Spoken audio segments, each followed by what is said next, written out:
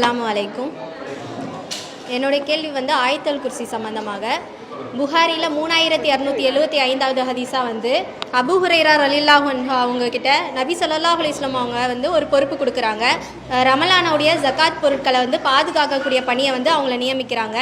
அப்போ பாதுகாத்துட்டு இருக்கும்போது ஒரு மனிதர் ஒருத்தர் திருட வந்துடுறாங்க. அப்போ ரசூல்லா கிட்ட பிடிச்சி இழுத்துட்டு போகலாம் அவங்கள அப்படின்னு சொல்லும்போது, அப்போ அந்த மனிதர் உனக்கு ஒரு சில விஷயம் சொல்லித்தரேன், நான் ஆயத்தல் குர்சி சொல்லித்தரேன், இதை நீ ஓதுனா, இரவு படுக்கும்போது ஓதுனா உனக்கு ஷைத்தானிடம் பாதுகாப்பு கிடைக்கும், ஒரு மலக்கு உன் கூட இருப்பாங்க அப்படின்னு சொல்கிறாங்க.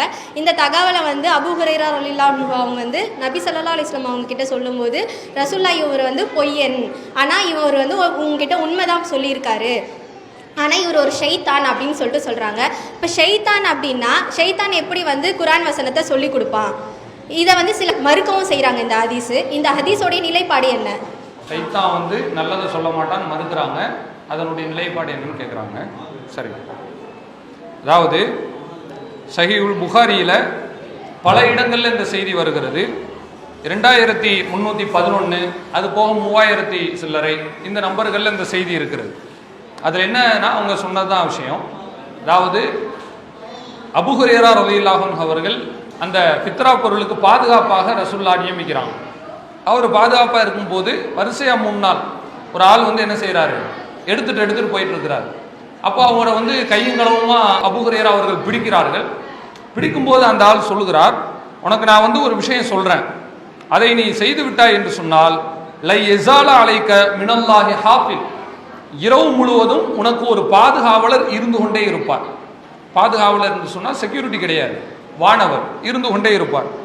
வலா எக்ரபக்க ஷைத்தானும் ஹத்தா துஸ்பிக, நீ சுபுகை அடைகிற வரை ஷைத்தான் உன்னை நெருங்க முடியாது என்று அவன் சொல்றான். சொன்ன உடனே என்னன்னு கேட்குறாங்க.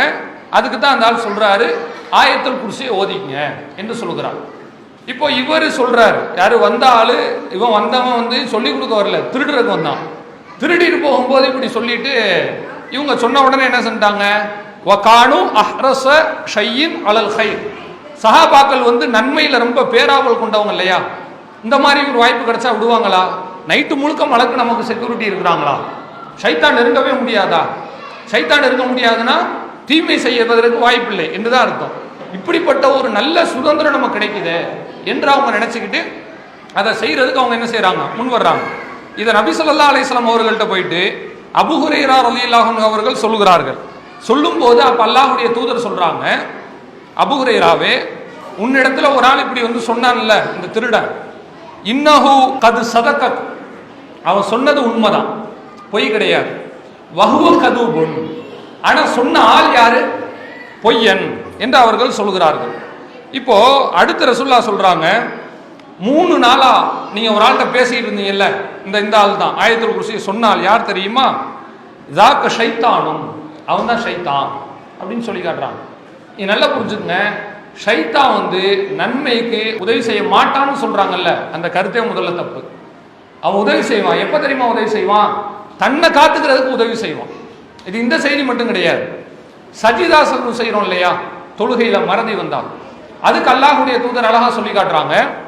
ஒருவர் தொழுகிறார், தொழும் பொழுது நான் 3 ரக்காத் தொழுது விட்டேனா அல்லது 4 ரக்காத் தொழுது விட்டேனா என்று சந்தேகம் வந்தால் அவர் கூடுதலாக 2 சஜிதாவை செய்து விடட்டும்.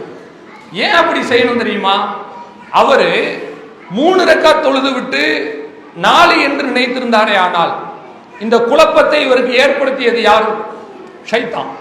3 ரக்காத் தொழுது இருந்து இவர் கூடுதலாக 2 சஜிதா செய்தாரே, ஆனால் அந்த 3 ரக்காத்தை இந்த 2 சஜிதா 4ஆக மாற்றி விடுகிறது, இரட்டைப்படையாக. ஷஃபீஅன் என்று அல்லாஹ்வுடைய தூதர் சொல்லுவாங்க. 3 ரக்காத் தாங்க தொழுது இருக்காங்க, 2 சஜிதா பண்ணிட்டாங்கல்ல, அதை இது என்ன செஞ்சிருச்சு, சரி செஞ்சிருச்சு. அந்த 1 ரக்காத்தை விட்டாங்க இல்லையா, அதுக்கு பரிகாரம் தான் 2 சஜிதா.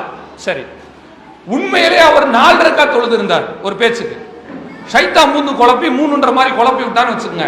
அதே ரசூலுல்லாஹ் சொல்றாங்க, தர்கீமல்லி ஷைத்தான், இந்த கூடுதலான 2 சஜிதா வேஸ்ட் ஆயிடாது, ஷைத்தானுக்கு மூக்குடைப்பாக மாறிவிடும். இப்ப கூடுதலா 2 சஜிதா பண்ணாங்கல்ல, 4 ரக்காத்தும் தொழுதுட்டாங்க, 2 சஜிதாவும் கூட பண்ணிட்டாங்க. இப்படி நம்மளை சஜிதா பண்ற அளவுக்கு கொண்டு வந்து தள்ளியது யாரு? ஷைத்தான். இப்ப எப்படி எடுத்துக்கிறோமா? சஜிதா செய்யக்கூடாது. ஏன் செய்யக்கூடாது? ஷைத்தான் சஜிதா செய்யறதுக்காக நமக்கு ஹெல்ப் பண்ணுவான், சஜிதா செய்யாம இருக்கிறதுக்கு தானே ஹெல்ப் பண்ணுவான். அது கிடையாது. ரசூல்லா என்ன பண்றாங்கன்னா, ஷைத்தான் ஒரு படி முன்னாடி வர்றான்னு வைங்க, அவனை விட இவங்க ஒரு படி முன்னாடி போறாங்க. அதாவது எப்பயுமே போலீஸ் என்ன சொல்லுவாங்கன்னா, கிரிமினலை விட நம்ம ஒரு ஸ்டெப் அஹெடா இருக்கணும்னு சொல்லுவாங்க. இப்ப டெக்னாலஜி வந்துருச்சுங்க, போனு. அந்த காலகட்டத்தில எல்லாம் என்ன பண்ணுவான்? பிட் பாக்கெட் அடிப்பான், வீட்டுக்குள்ள புந்து நகையை தூக்கிட்டு போவான், வேற என்ன இருக்கு, கையில காசு வச்சிருந்தீங்கன்னா எடுத்துட்டு போயிடுவான், பர்ஸ் அடி, இந்த மாதிரி காரியங்கள்லாம் நடக்கும். இன்னைக்கு யாராவது பிட் பாக்கெட் அடிக்கிறாங்க, உட்கார்ந்துகிட்டே போன்ல ஒரு நம்பர் மட்டும் இருந்தா போதும், உங்க பேங்க்ல இருக்கிற எவ்வளவு காசு இருந்தாலும் உங்களுக்கு தெரியாமலேயே அவன் என்ன செய்ய முடியும்? திருட முடியும். இப்படி இவன் வந்து டெக்னாலஜி வளர வளர இவனும் வளர்ந்துக்கிட்டு போறான். போலீஸ் டிபார்ட்மெண்ட் என்ன செய்யறாங்க? டெக்னாலஜியை பயன்படுத்தி இவனை கண்டுபிடிக்கிறதுக்கு சைபர் கிரைமை இவங்க கொண்டு வராங்க. அதாவது குற்றவாளி தப்பானவன் வந்து ஒரு ஸ்டெப் வைக்கிறான்னு வச்சுங்களேன், அவனை கரெக்ட் பண்ணக்கூடிய ஆட்கள் இன்னொரு ஸ்டெப் வைக்கணும். அதான் இயல்பு. ரசூல்லா இப்படி சொன்ன உடனே ஏத்துக்கிட்டாங்கன்னா நீங்க என்ன புரிஞ்சுக்கிற கூடாது? அப்போ ஷைத்தான் வந்து நமக்கு பாடம் நடத்திட்டான் போல, ரசூல்லாவோட ஷைத்தான் ஒரு ஸ்டெப் முன்னாடி இருக்கான்னு புரிஞ்சுக்கிறாங்க. அவன் சொல்லிட்டு போனான்ல, சொல்லிட்டு போன உடனே இதெல்லாம் கேட்க முடியாதுன்னு ரசூல்லா தவிர்க்கல. அவன் தப்பானவன் தான், ஆனா சொன்ன விஷயம் சரியா தப்பா? அவன் எதை ஓத சொன்னான்? மந்திரமா ஓத சொன்னான்? சொல்லுங்க.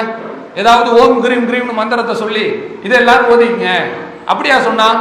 இல்ல நீங்க என்னைய நீங்க புகழுங்க, ஷைத்தானே வாழ்க அப்படி சொல்லுங்கன்னா அவன் ஷைத்தான் சொன்னான்? சொன்னது என்னதுங்க? ஆயத்துல் குர்சியை ஓதுங்க. அப்ப ரசூல்லா என்ன சொல்றாங்க? இவன் இந்த மாதிரி நல்ல விஷயத்தை சொன்னா, நல்ல விஷயத்தை சொன்னா ஏத்துக்கிற மாட்டாங்கன்னு நினைச்சிட்டு அவன் சொல்லியிருக்கான்னு நம்ம தெரியல. ரசூல்லா என்ன பண்ணிட்டாங்க? ஒன்னை ஏத்துக்கிற மாட்டேன், நீ சொன்ன கருத்தை ஏத்துக்கிறவன். அப்ப அவன் எங்கேயாவது ஒரு இடத்துல போறான்னு வைங்க, அதை ஓவர் டேக் பண்ணி ரசூல்லா போறாங்க. அவன் தொழுகையை கெடுக்கணும்னு உள்ள வர்றான். ரசூல்லா என்ன பண்றாங்க? தொழுகையா கெடுப்பணி, இந்த உனக்கு மூக்குல அடிக்கிற மாதிரி, உனக்கு தலையில அடிக்கிற மாதிரி 2 சஜிதா கூட நான் செய்யறேன். அப்போ இது வந்து ஷைத்தான் இழுவைக்கு நம்ம போயிட்டான்னு அர்த்தம் கிடையாது. ஷைத்தானோட ஒரு படி முன்னாடி நம்ம இருக்கிறோம். ஷைத்தான் நம்மளை கவுக்க நினைச்சா அவனுக்கு சவுக்கடி கொடுக்குற மாதிரி கூடுதலா 2 சஜிதா பண்ணி விட்டுறோம். ஷைத்தான் வந்து தப்பிக்கிறதுக்காக ஆயத்துல் குர்சியை சொன்னான். ரசூல்லா இதெல்லாம் ஓதாதீங்கப்பான்னு சொல்லல, ஓதுங்கன்னு சொல்லிட்டாங்க. இன்னைக்கு உலகத்தில் உள்ள எல்லாரும் ஓதுறோம். குர்ஆன் வசனத்தை ஓதணும்னா ஒரு எழுத்துக்கு 10 நன்மை கிடைக்கிறது. இந்த ஷைத்தான் சொன்ன மாதிரி நைட்டு முழுக்க மலக்குமார்கள் அவங்க பாதுகாப்பு இருக்கிறாங்க. இத உலகத்துல 200 கோடி முஸ்லீம்ல ஒரு 50 கோடி பேர் ஓதுறாங்கன்னு வச்சுக்கோங்களேன். இந்த 50 கோடி பேர் செய்வது நன்மையா தீமையா? நன்மை. இந்த நன்மை அனைத்தும் யாருக்கு எரிச்சலை கொடுக்கும்? ஷைத்தானுக்கு. இந்த நன்மை அனைத்தும் யாருக்கு மூக்குடைப்பாக மாறும்? ஷைத்தானுக்கு. அப்ப இந்த ஹதீஸ் ஷைத்தானுக்கு மூக்குடைப்பு தானே ஒழிய இது தப்பான ஹதீஸ் கிடையாது. ஷைத்தானுக்கு ஆதரவா இருக்குன்னு நினைச்சுக்கிட்டு மறுக்க சொல்றாங்கல்ல, இது ஷைத்தானுக்கு ஆதரவு கிடையாது. ஷைத்தான் சொன்னதை கேட்டோம்னு நீங்க நினைக்காதீங்க. ஷைத்தானுக்கு மேற்கொண்டு சம்மட்டி அடி கொடுத்துருக்கிறோம். அவன் குழப்ப பார்த்தான், அவன் வந்து தப்பிக்கிறதுக்காக இந்த வார்த்தையை சொல்லி நம்ம எஸ்கேப் ஆயிடலாம்னு பார்த்தான். அப்படி சொன்னதை நம்ம அட்வான்டேஜா பயன்படுத்திக்கிறோம். ஆக இந்த செய்தி மறுக்கப்பட வேண்டிய செய்தி கிடையாது, சரிதான். இந்த செய்தி மட்டும் கிடையாது, சஜிதா சஹ்வு ஷைத்தானுக்கு மூக்குடைப்பு தான். இந்த செய்தி ஷைத்தானுக்கு மூக்குடைப்பு தான். இது மாதிரி ஏராளமான செய்திகள் இருக்கிறது. அதுல பல விஷயங்கள் ஷைத்தானுக்கு மூக்குடைப்பாக இருக்கிறது. அது வந்து மறுக்க வேண்டிய செய்தியோ ஷைத்தானுக்கு சப்போர்ட் பண்ற செய்தியோ கிடையாது. ஷைத்தானுக்கு நம்ம வந்து சம்மட்டி அடி கொடுத்துட்டோம், அவனுடைய நோக்கத்துல நம்ம மண்ணள்ளி போட்டோம் என்பது அதனுடைய கருத்து. தாராளமா இதை ஏற்றுக்கலாம். இஸ்லாம் மற்றும் சமுதாய செய்திகளை அறிந்து கொள்ள தமிழ்நாடு தௌஹீத் ஜமாஅத் யூடியூப் பக்கத்தை உடனடியாக சப்ஸ்கிரைப் செய்து கொள்ளுங்கள். மேலும் பெல் பட்டனையும் கிளிக் செய்து கொள்ளுங்கள்.